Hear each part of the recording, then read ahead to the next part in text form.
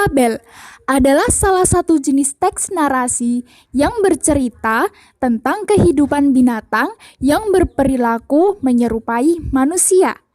Sedangkan legenda adalah cerita rakyat di mana si pengarang cerita menganggap bahwa kejadian atau peristiwa dalam cerita itu benar-benar terjadi.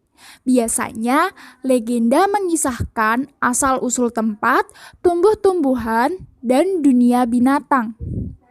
Fabel dan legenda termasuk karya sastra lama yang memiliki ciri-ciri anonim, pralogis, kata-kata baku, istana sentris, dan berkembang secara lisan.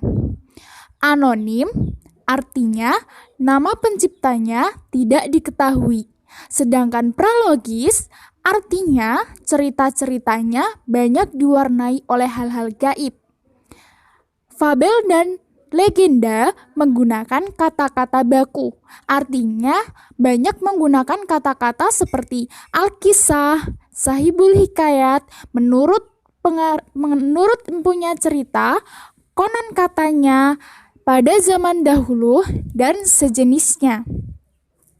Istana sentris dalam artian peristiwa yang dikisahkan berupa kehidupan istana, raja-raja, dewa-dewa, para pahlawan, atau tokoh-tokoh mulia lainnya. Fabel dan legenda berkembang secara lisan, artinya karena belum ada media cetak dan elektronik, sastra klasik seperti fabel dan legenda ini disebarluaskan secara lisan dari mulut ke mulut.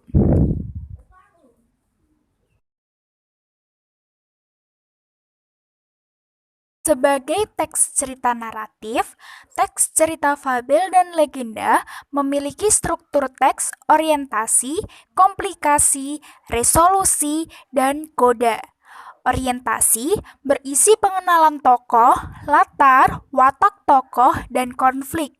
Sedangkan komplikasi berisi hubungan sebab akibat sehingga muncul masalah hingga masalah itu memuncak. Resolusi berisi penyelesaian masalah dari konflik yang terjadi. Sedangkan koda merupakan bagian terakhir dari struktur teks cerita fabel. Koda berisi perubahan yang terjadi pada tokoh dan pelajaran yang dipetik dari cerita tersebut. Berikut adalah legenda yang berkembang di masyarakat, asal-usul Banyuwangi. Pada zaman dahulu kala, terdapat sebuah kerajaan yang dipimpin oleh raja yang sangat bijaksana dan adil. Raja tersebut mempunyai seorang putra yang sangat tampan dan gagah, yang bernama Raden Banterang. Raden Banterang sangat gemar berburu. Suatu hari, Raden Banterang pergi berburu ke dalam hutan. Ia ditemani dengan pengawal kerajaan. Di tengah perjalanan, ia melihat seekor kijang melintas di depannya. Ia pun segera mengejar kijang tersebut hingga masuk ke dalam hutan belantara. Ia pun terpisah dari rombongan pengawal tersebut. Raden Banterang terus mengejar kijang tersebut. Ia semakin jauh masuk ke dalam hutan. Ia pun tiba di sebuah sungai yang sangat jernih. Karena kelelahan mengejar kijang, ia pun mendekati sungai tersebut dan meminum air jernih itu. Di saat ia asik meminum air, tiba-tiba ia terkejut karena kedatangan seorang gadis yang sangat cantik. Raden Banterang kebingungan karena ia takut gadis cantik tersebut adalah penunggu hutan ini. Namun ia memberanikan diri untuk mendekati gadis cantik tersebut. "Siapa kamu? Dari mana asalmu?"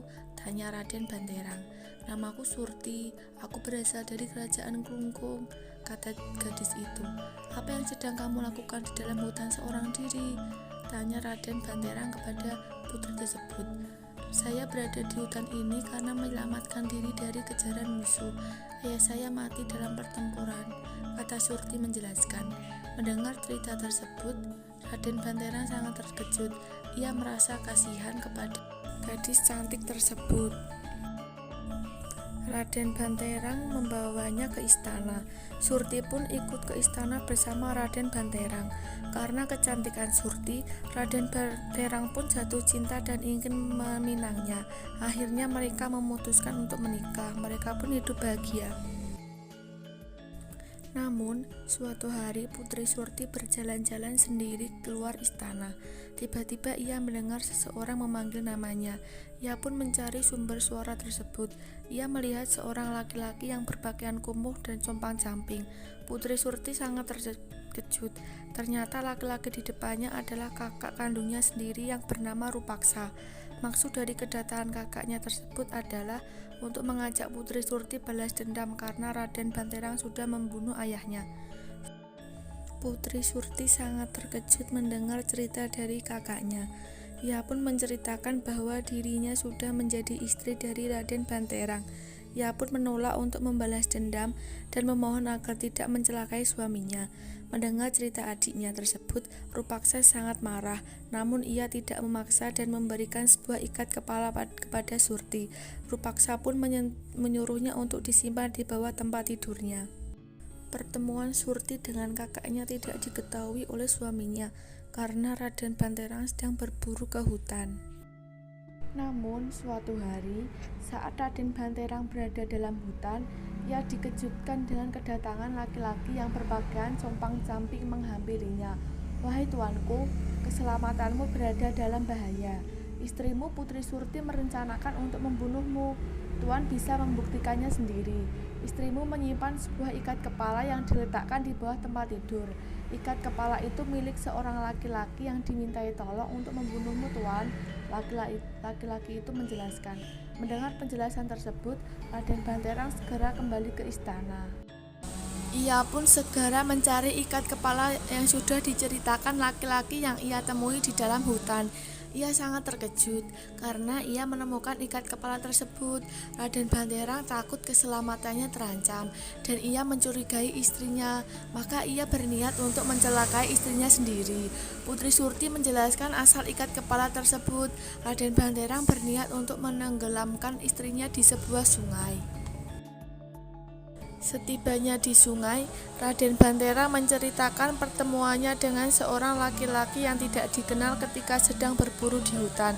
Surti pun menceritakan pertemuannya dengan kakaknya Rupaksa yang ingin membalas dendam kepada Raden Banterang. Setelah menjelaskan hal tersebut, tidak membuat hati Raden Banterang cair. Ia menganggap istrinya berbohong. Akhirnya dengan rasa kecewa, Putri Surti berkata, "Suamiku, jika nanti setelah kematianku dan air sungai ini menjadi jernih dan berbau harum, berarti aku tidak bersalah dan tidak mempunyai niat untuk mencelakaimu. Namun, jika air ini keruh dan berbau busuk, berarti aku bersalah," kata Surti menangis.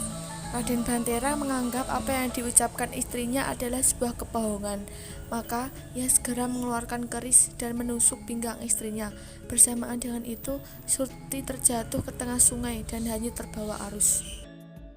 Tak lama setelah hanyutnya Surti, terjadilah sebuah keajaiban. Tiba-tiba tercium bau yang sangat harum di sekitar sungai. Airnya pun berubah menjadi sangat jernih. Raden Banterang gemetar dengan keajaiban tersebut. Melihat itu, Raden Banterang sangat menyesal dan meratapi kematian istrinya. Sejak saat itu, sungai menjadi harum baunya. Dalam bahasa Jawa disebut Banyuwangi. Banyu artinya air dan wangi artinya harum. Nama Banyuwangi kemudian menjadi sebuah nama kota, yaitu Kota Banyuwangi.